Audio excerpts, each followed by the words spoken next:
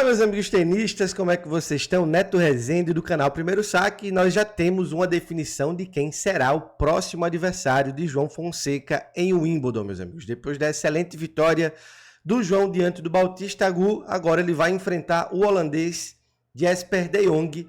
E eu quero mostrar para vocês um pouquinho sobre quem é o próximo adversário do João, quais são as suas principais valências, inclusive existe um histórico aí entre os dois, então é muito importante a gente ficar de olho. E antes de tudo, como sempre, queria pedir para você se inscrever no nosso canal, deixar um like para a gente, é muito importante, e deixa aqui abaixo seu palpite, quanto é que você acha que vai ser essa partidaça. Bom, João Fonseca vai enfrentar Jesper de Jong, ele que tem 26 anos, é de 2000, é holandês, o ranking dele atualmente é número 73, vive o melhor momento da sua carreira no momento, de fato. O melhor ranking da carreira dele foi número 76 ainda esse ano. Essas duas posições foram questões de defesa de pontos, mas ao mesmo tempo é um tenista que vem de um momento realmente muito bom. Inclusive vou mostrar para vocês numa tela posterior aqui que ele vem de um título de Challenger, ou seja, é um jogador que está em atividade muito bem, não está vivendo um mau momento. Muitas vezes a gente fica na expectativa de que às vezes a fase dos adversários não são tão boas, não é o caso do Jesper de Jong. As maiores conquistas dele são 4 títulos nível Challenger, ele ainda não tem títulos de nível ATP, o que nós podemos já enxergar que de fato João Fonseca é um jogador que tem um nível diferente, porque apenas com 19 anos já tem títulos de nível ATP, inclusive ATP nível 500, que é o caso da Basileia, que o João venceu além do título de Buenos Aires. O De Jong ainda não conseguiu vencer títulos de níveis ATP, tem 2 títulos de níveis ITF também. Chegou à final do Bastard Open em 2025, acabou perdendo para o Darderi na final, que já o credencia de fato como um tenista que é competitivo nos torneios que ele acaba disputando, mas, como eu já falei, ele acabou não conseguindo ser campeão. Em 2024, venceu Jack Draper, o que realmente é muito complicado. A gente sabe, inclusive, o próprio João já enfrentou o Draper e não conseguiu praticamente nem jogar. Então isso acaba demonstrando um pouquinho que de fato ele é um tenista extremamente competitivo e que de forma alguma a gente pode olhar para essa partida já imaginando que o João já ganhou, que a partida já está decidida. Muito pelo contrário, ele é um tenista extremamente perigoso, é um tenista extremamente competitivo. As características dele, é um cara muito consistente de fundo de quadra, ele tem golpe sólido, seja na direita, seja na esquerda. Esse é um aspecto que a gente precisa ficar extremamente ligado. Tem um físico muito privilegiado e em partidas de 5 sets ele consegue se manter muito bem fisicamente. No aspecto mental, muitas vezes o De Jong, quando está na frente do placar, ele acaba cedendo oportunidades para que os seus adversários o quebrem de volta e colocar os adversários na partida. Então, esse aspecto é um aspecto negativo, mas fisicamente ele é um cara muito privilegiado e em partidas que se alongam muito, que vão normalmente para o 4º, 5º set, ele consegue se manter muito bem, consegue estar fisicamente realmente em alta. Então esse é um aspecto que, principalmente se tratando de uma partida de Grand Slam, que o João vai precisar realmente dar o seu melhor, é um aspecto que o João precisa ficar de olho. Tem um ótimo jogo de rede, é um cara que normalmente se inscreve para jogar partidas de duplas também, e isso acaba desenvolvendo muito bem suas habilidades para volear, suas habilidades realmente para avançar para a rede. Esse é um aspecto que muito provavelmente ele vai usar bastante contra o João amanhã, mas o Bautista tentou algumas vezes ontem subir na rede e o João conseguiu levar melhor, deu algumas passadas lindas. Então eu imagino que o João já deve também ter remédios contra esse aspecto do De Jong. É um cara muito agressivo.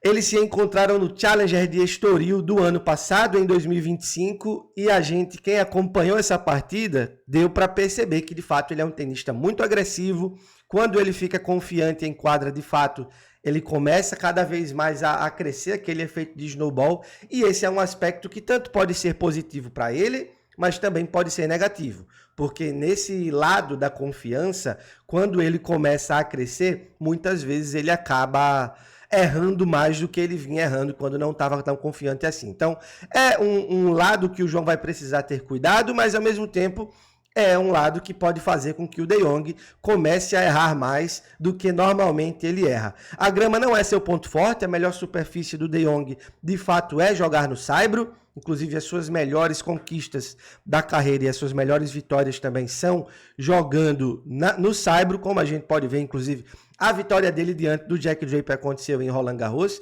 que é na sua superfície favorita, e ele é um cara de somente 1,80 m. Claro que pra gente, olhando pra gente em geral, 1,80 m não é um cara baixo, mas a gente sabe que a altura ideal para o tênis aí é entre 1,90 m, 1,95 m, que aí o tenista consegue ter uma boa mobilidade, mas ao mesmo tempo consegue ter um ponto de contato alto com a bola para que o saque seja mais efetivo. E aí os caras que já se aproximam de 2 metros, 2,5 m, PRK, Opelka e companhia, acabam tendo um saque muito bom, como são excelentes serverbots, mas ao mesmo tempo acabam perdendo mobilidade. Ou seja, ele é um cara mais baixo, seu saque não costuma ser tão efetivo assim, mas ao mesmo tempo, olhando no ranking ainda assim, o saque dele está na frente do saque do João, nas estatísticas de efetividade de não retorno. Ou seja, é um aspecto que pode não ser tão perigoso assim para o João, digamos assim, mas ao mesmo tempo, ainda assim o João precisa melhorar o seu serviço, precisa melhorar o seu saque.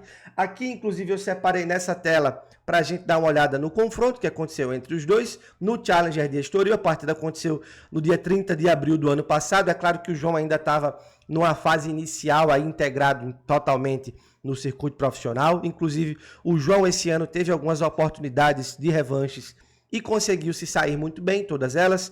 Tommy Paul, Khachanov, Collignon, enfim, Marozsan. Então o João está realmente muito bem nas revanches e essa pode ser mais uma excelente oportunidade do João Fonseca aí ter uma revanche e empatar esse head-to-head entre os dois. Aqui nós temos o retrospecto deles, ele vem de vitória contra o Hijikata, a partida continuou, né? Iniciou ontem, continuou hoje. Ele venceu o Hijikata por 3-2. O aspecto físico pode pesar, inclusive ainda não temos confirmação de quando o jogo vai acontecer, se vai ser amanhã, quarta-feira, ou se vai ser na quinta-feira. Mas o fato é que o João vem muito mais descansado do que o De Jong, e isso pode ser um fator que em algum momento cobre na partida. Ele jogou o Challenger de Parma na Itália, acabou perdendo para o Laszlo Djere, mas ele venceu o Challenger de Católica aí diante do Carballés Baena, ou seja, é um jogador que está bem em atividade, vem de um título, por mais que não seja um título de nível ATP, ainda assim é um título que tem o seu valor.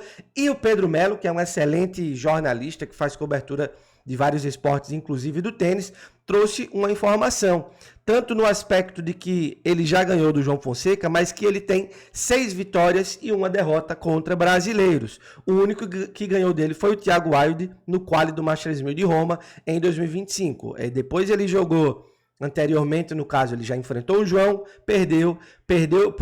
venceu do Caro Excel, venceu do Gustavo Eide, venceu do João Reis, venceu do Felipe Meligeni e venceu do Matheus Putinelli, ou seja, temos aí de certa forma um algoz de brasileiros e o João vai ter agora a oportunidade aí de, quem sabe, vingar os brasileiros e conseguir trazer essa vitória que aí sim vai possibilitar o João de defender os seus pontos de Wimbledon, lembrando que o João defende terceira rodada em Wimbledon, meus amigos. Então, para finalizar, eu considero que o João é levemente favorito para essa partida. Considero que o João é um tenista que tem mais valências, tem mais qualidades.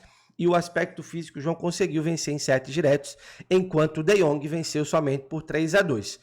Ainda assim, acredito que é uma partida bem equilibrada. Eu colocaria aí 55 a favor do João, 45 a favor do De Jong. Mas eu peço para vocês, não tratem essa partida como se já tivesse definida.